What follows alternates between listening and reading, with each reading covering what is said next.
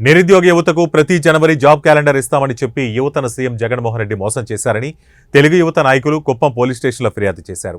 చదువుకున్న యువతకు ఉద్యోగాలు లేకుండా జీవితం నాశనమవుతోందని, గంజాయి మత్తు పదార్థాలకు బానిసలవుతున్నారని ఫిర్యాదులో పేర్కొన్నారు. సీఎం జగన్పై వెంటనే చర్యలు తీసుకుని వెంటనే ఎఫ్ఐఆర్ నమోదు చేయాలని కుప్పం అర్బన్ పోలీసులకు ఫిర్యాదు చేశారు.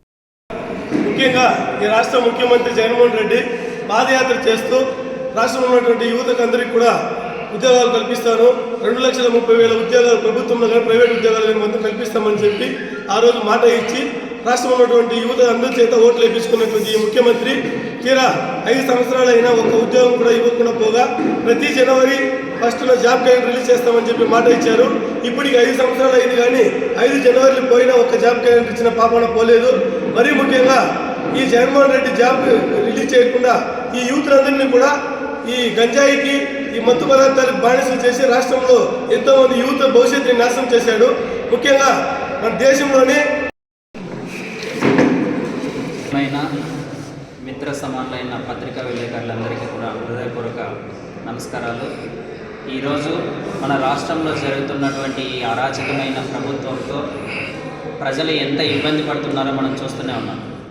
ఒక విజనరీ లీడర్ అంటే భావితరాల భవిష్యత్తు గురించి, యువత భవిష్యత్తు గురించి, వాళ్ళు చదువు పట్ల ప్లస్ వాళ్ళకు ఉద్యోగ అవకాశాలు కల్పించడం పట్ల శ్రద్ధ అనేది తీసుకునే బాధ్యత అతనిపై ఉంటుంది.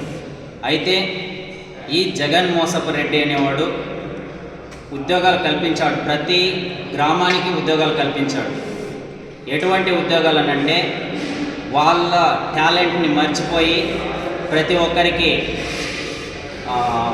సహాయ కార్యక్రమం. గతంలో ఈ ముఖ్యమంత్రి పాదయాత్ర చేస్తున్న సమయంలో అనేక చోట్ల తిరిగి యూత్ అందరికీ కూడా హామీ ఇచ్చాడు. అన్న వస్తున్నాడు, మంచి రోజులు వచ్చాయని చెప్పి దొంగ హామీ ఇచ్చి ఈరోజు అన్న వచ్చాడు, ముంచే రోజులు వచ్చాయి అని చెప్పే విధంగా ఈరోజు ఏర్పాటు చేయడం జరిగింది. ఇదే ముఖ్యమంత్రి ఈరోజు యువతకు 22 లక్షల ఉద్యోగాలు ఇస్తానని చెప్పిన ముఖ్యమంత్రి వాళ్ళకు కావాల్సిన వాళ్ళ కులస్తులకి 36 మంది సలహాదారులకు ఉద్యోగం ఇచ్చాడు, కానీ మా యువతకు ఉద్యోగం కల్పించలేకపోయాడు. ఇదే ముఖ్యమంత్రి వాళ్ళకు కావాల్సిన వాళ్ళకు రౌడీజం చేసి దొంగ ఓట్లు వేయించిన వాళ్ళకి నామినేటెడ్ పదవులుగా రూపంలో ఉద్యోగాలు ఇచ్చాడు, కానీ